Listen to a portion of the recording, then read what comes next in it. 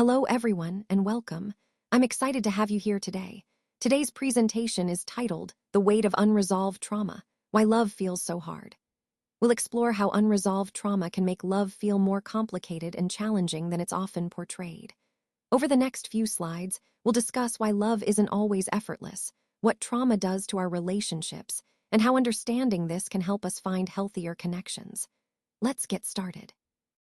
Understanding the roots of trauma is really about recognizing that trauma isn't always caused by big, dramatic events.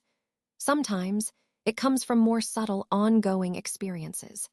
These can include emotional neglect, constant criticism, feelings of instability, or simply not having reliable care when we were children.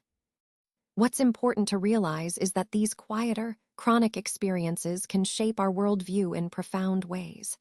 They influence how we see ourselves, how we relate to others, and what we believe about feeling safe and loved. As we explore this, I want you to think about how unresolved trauma can make love feel more complicated or difficult than it actually should be. And the good news is, awareness is a powerful first step. When we become conscious of these roots, we can start to shift these patterns and find healthier, more fulfilling ways to connect. Let's talk about confusing calming down with shutting down. When we work on healing, a lot of times we focus on regulation, things like breathing deeply, grounding ourselves, and trying to stay calm. But here's where it gets tricky. Trauma survivors can sometimes mistake regulation for repression. They might think that if they're not feeling upset anymore, they're truly calm, but that's not always the case. True calm is actually rooted in feeling safe. It's a kind of calm that allows you to stay open and engaged with the world around you, while also keeping your emotions steady. So, it's not about shutting everything down or suppressing feelings. It's about creating a sense of safety inside so you can be present without being overwhelmed. This distinction is really important because it ties into the overall theme of healing. Learning to find a real, sustainable sense of calm that fosters connection and growth, rather than just avoiding feelings. Let's talk about what I call the illusion of calm. Often, when someone has experienced trauma, their sense of calm can actually be a form of emotional shutdown. It might look like detachment, numbness, or even dissociation. Instead of feeling grounded and connected to our feelings, we can feel cut off from them altogether. This creates a real challenge when it comes to intimacy. Because when love begins to stir vulnerability, instead of opening up, a survivor might retreat inwardly. They might go into emotional flatness, believing that this state is a kind of balance or stability. But in reality, it's a form of self-protection, an attempt to shield themselves from pain or overwhelm. So, what looks like calm on the surface can actually be a defense mechanism, making genuine connection more difficult. Recognizing this illusion is crucial in understanding how trauma impacts emotional life and relationships. Sometimes, as survivors, we become really good at analyzing our emotions. We can trace our triggers back to childhood wounds and explain them with a lot of clarity. And while this kind of awareness is definitely helpful, it can also serve as a shield. When we stay too much in the intellectual realm, we might avoid feeling the raw, unfiltered emotions that love actually requires. Partners don't just want an explanation of your pain, they want to feel your presence. They want to connect with you on a deeper level, beyond just understanding your story.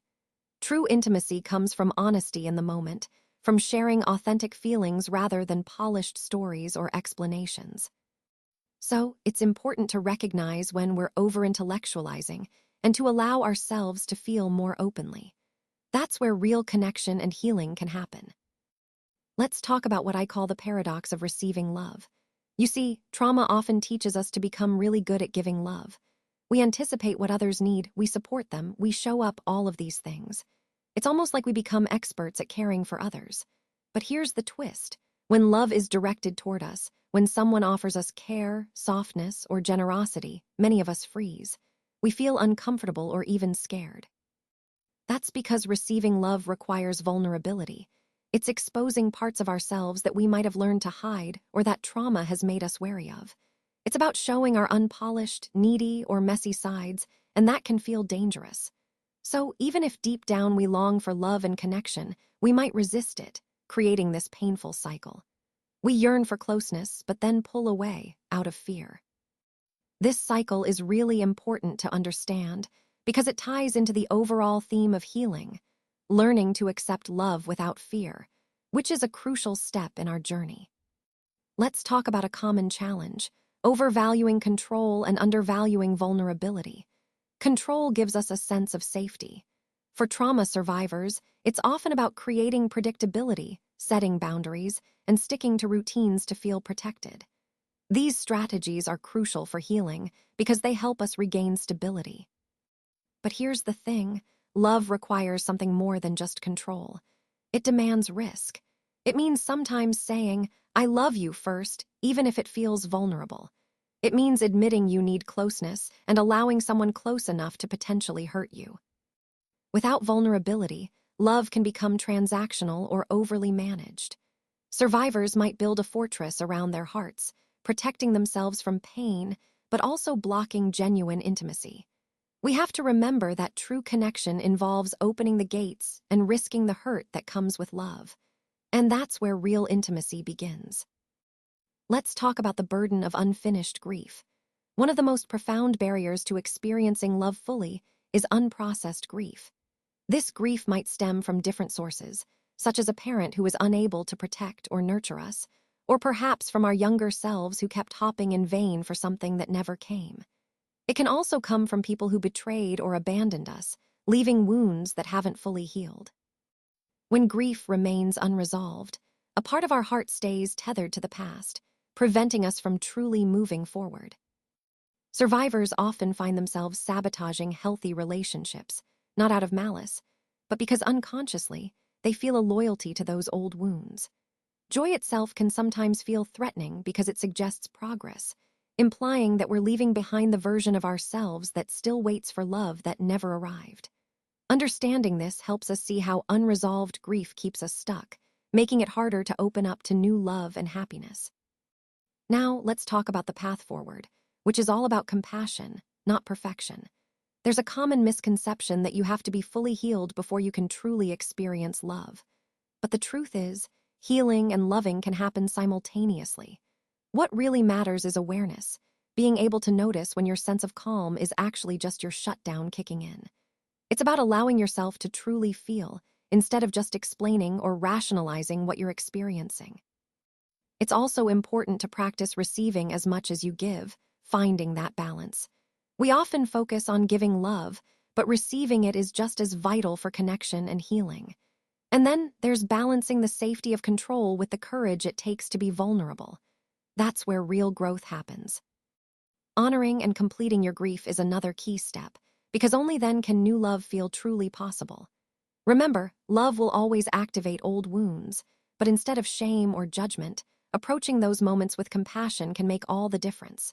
With patience and kindness toward ourselves, survivors can gradually learn to stay grounded, stay open, and stay present even when intimacy stirs up fear. That's the true path forward. When love feels unusually difficult, it's important to remember that it doesn't mean you're broken or unworthy. Sometimes, the challenges we face in love are actually echoes of our past experiences. These patterns can linger and influence how we approach love today.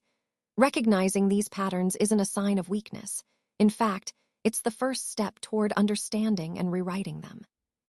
When we allow ourselves to truly feel, receive love, take risks, and grieve what we need to, love becomes lighter and more genuine.